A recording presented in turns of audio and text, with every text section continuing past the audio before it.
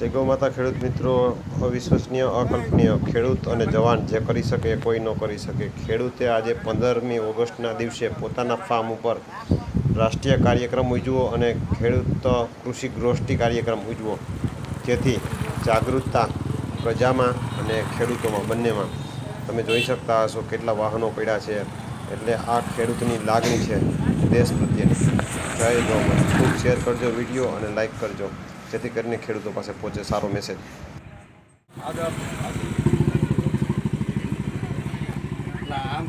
જય ગૌ માતા. આજે આ કાર્યક્રમ થોરડી ગામની અંદર છે, તો આપણે જે ખેડૂત મિત્ર છે એને કહીએ કે તેમનું નામ અને આજે કાર્યક્રમની રૂપરેખા શું છે, કયો કાર્યક્રમ છે, એના વિશેની આપણે માહિતી લઈ. તમારું નામ બોલી જાઓ. સાકરિયા ગોપાલભાઈ જમનાદાસભાઈ, ગામ થોયડી, મોબાઈલ નંબર 94 કૃષ્ણા પ્રાકૃતિક ફાર્મ. આજે 15મી ઓગસ્ટ નિમિત્તે કાર્યક્રમ રાખેલ છે અને કિસાન ગોષ્ઠી કાર્યક્રમ છે. આજે ખૂબ સરસ વાત કરી. રાજકોટ જિલ્લાનું કોટડા સાંગાણી તાલુકાનું થોરડી ગામ અને ગોપાલભાઈ સાકરિયાનું કૃષ્ણા પ્રાકૃતિક ફાર્મ. આ ફાર્મની અંદર 15મી ઓગસ્ટ ધ્વજવંદનનો કાર્યક્રમ છે અને કિસાન ગોષ્ઠી બંને સાથે કાર્યક્રમ. ખૂબ સરસ ગોપાલભાઈ. અને કિસાન ગોષ્ઠી આજે લગભગ પહેલી વાર આવો કાર્યક્રમ થવા જઈ રહ્યો છે. તો કિસાન ગોષ્ઠી શું છે, પ્રાકૃતિક કૃષિ શું છે, અને આજે આપણે 15મી ઓગસ્ટ ત્રણેયનો સ્નેહ મિલન, ત્રિવેણી સંગમ, આવો સરસ કાર્યક્રમ કૃષ્ણા પ્રાકૃતિક ફાર્મની અંદર થઈ રહ્યો છે. એ વચ્ચે હું મોડિયા સાહેબને વિનંતી કરું કે તેઓ કિસાન ગોષ્ઠી વિશે તેમનું મંતવ્ય. ઇટાલિયા સાહેબ, આવો ઇટાલિયા સાહેબ. તરીકે જે નોકરી કરું છું, અહીંયા ઘણા બધા ખેડૂતો મને છે એ ઓળખતા હશે, કારણ કે મેં 2012થી 2019 સુધી કોટડા સાંગાણીમાં વિસ્તરણ અધિકારી ખેતી તરીકે હતો. આપણે જે વાત કરવી છે અને જેના માટે આપણે એકત્રિત થયા છીએ કે કિસાન ગોષ્ઠી. કિસાન ગોષ્ઠીની અંદર છે એ મૂળ ખેડૂતોના જે પ્રશ્નો છે અને અત્યારે જે સાંપ્રત સમયની અંદર છે, એક જે મહત્વની એક મુહિમ ચાલી રહી છે કે ખેડૂતો છે એ પોતે છે પ્રાકૃતિક ખેતી એ વધારેમાં વધારે છે એ અપનાવે, પ્રાકૃતિક ખેતી તરફ છે એ આગળ છે એ જાય છે.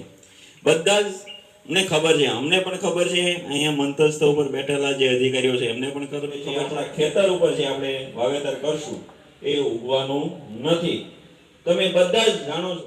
પેઢીના માલિક એટલે કે ગોપાલભાઈ, એના અર્ધાંગીની લક્ષ્મીબેનને પણ વિનંતી કરું, અને આપણે આ બેબી છે, બેબીને પણ વિનંતી કરું તેઓ આવી અને દીપ પ્રાગટ્ય કરે. આવો.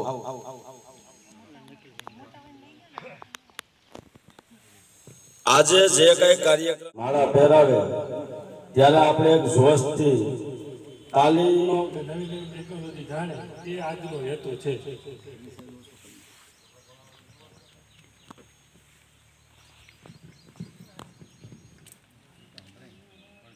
ખૂબ સારી અને સરસ રીતે પ્રાકૃતિક ખેતી કરે છે, તો હું તેમને કહું કે તમને બધાને પ્રાકૃતિક ખેતી વિશે માહિતી આપો.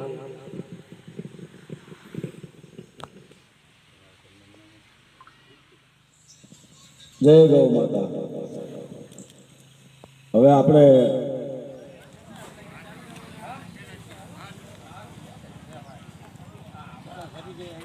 આ અળસિયાનો બેડ છે અને પરિપક્વ થઈ ગયેલ છે.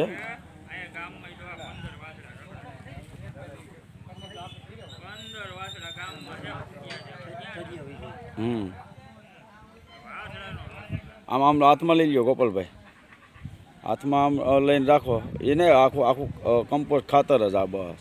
નેન્ય જ રાખજો હાથમાં, નેન્ય જ રાખજો. આ કમ્પોસ્ટ ખાતર છે ગોપાલભાઈ. આમાં અળસિયા ક્યાં તમે દેશી નાખ્યા છે કે આપણે પોતે જ અહીંયા ડેવલપ કરીએ. તમે જાતે જ ડેવલપ કરેલા સફેદ મોઢાવાળા જે આપણે કહી શકીએ ઇટાલિયન, એ ઇટાલિયન નથી પણ આપણા દેશી અળસિયા જ આમાં નાખ્યા છે.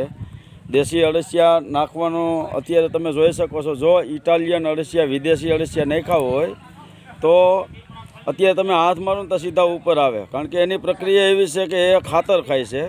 અને આપણું દેશી અળસિયું છે એ જમીનમાં જઈ અને ઉપર આવી અને આપણે જે ખાતર બનાવે છે.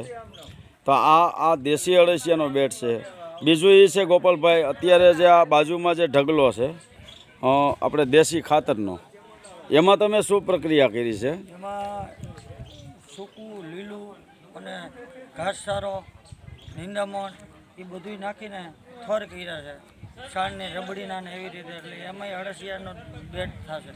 હા બરાબર. આ ઢગલો તમે જોવો છો એની અંદર થર બાય થર, એટલે કે એમાં ઘાસચારો નાખેલ છે, દેશી ખાતર નાખેલ છે.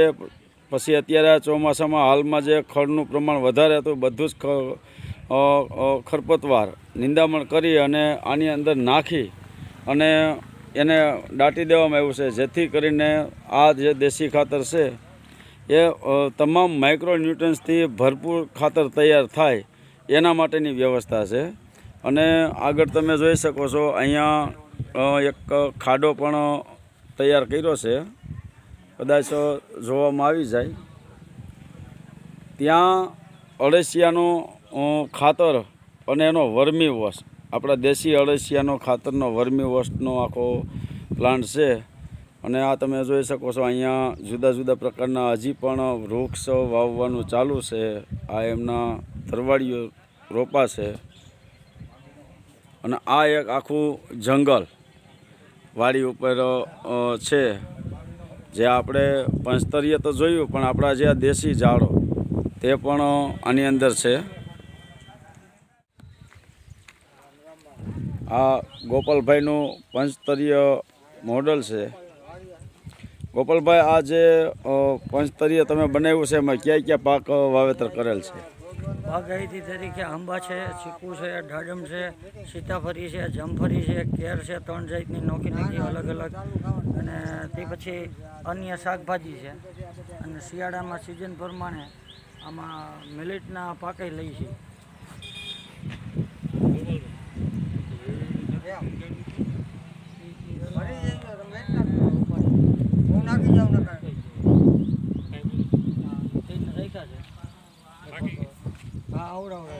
આ આંબાની અંદર પણ તમે જોઈ શકો છો ગાયો માટે લીલો ચારો છે. અને આગળ મગફળી પણ છે, મરચીનું પણ વાવેતર છે, શાકભાજી અન્ય જુદા જુદા વાવતા હોય. અત્યારે આ તમે જોઈ શકો નેચરલ દૂધિયા છે, અંદર શેરડી પણ છે. આ લાઈનની વચારે આપણે જોઈએ તો આ 2 લાઈનની વચારે શેરડીનું પણ વાવેતર કરેલ છે.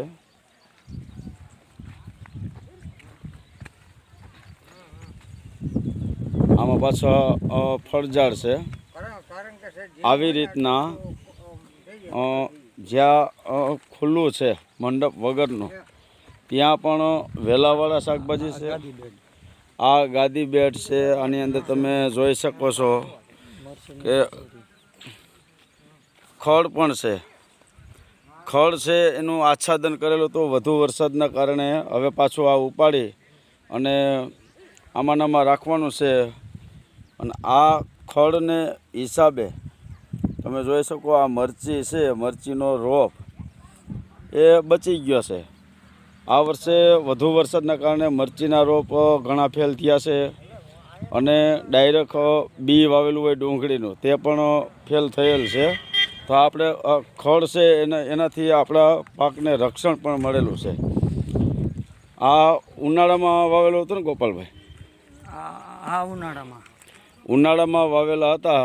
આ જે ઘીસોડા છે તુરિયા, એમાં પણ તમે જોઈ શકો સરગવા છે, પપૈયા છે, કેળ છે, બોર્ડર પર તુવેર પણ છે. આવી રીતના જુદા જુદા પ્રકારના ફળ ઝાડ અને ફૂલ છોડ તમે જોઈ શકો છો. આવી રીતનું આ પંચસ્તરીય ગોપાલભાઈ સાકરિયાનું ક્રિષ્ના પ્રાકૃતિક ફાર્મનું છે. અને હવે આપણે બીજું આગળ પણ જોઈશું કાર્યક્રમની રૂપરેખા.